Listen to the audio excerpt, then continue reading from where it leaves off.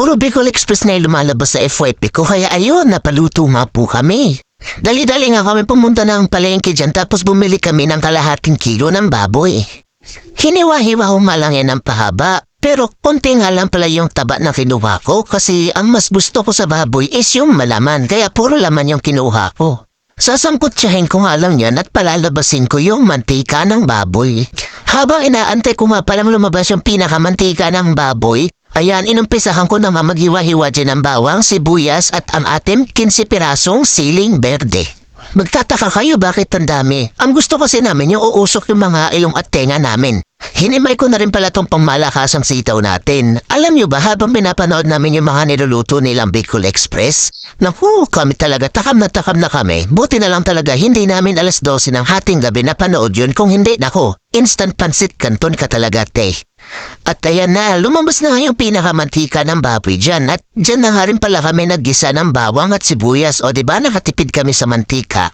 Ginigisa ko pa nga lang dyan yung bawang at sibuyas, amoy na amoy ko na yung aroma ng baboy. Naku, kung ikaw mismo nandito baka mapapa-instant dahaw ka bigla. Tapos nilagyan ko na rin pala yan ng pamintang pampaatching. Siguro magtataka kayo bakit ganyan kami magluto. Iba-iba naman siguro tayo ng way ng pagluluto, no? Wala naman pa kailamanan. Charis. Tapos minekos-mekos ko nga lang yan, tsaka ko siya nilagyan ng pangalawang gata. Sa gata nga pala, ayaw na ayaw ni Bowa yung mga nakapak. Mas gusto niya yung pinapakayod, yung sariwa. Huh? Sariwa? Ano?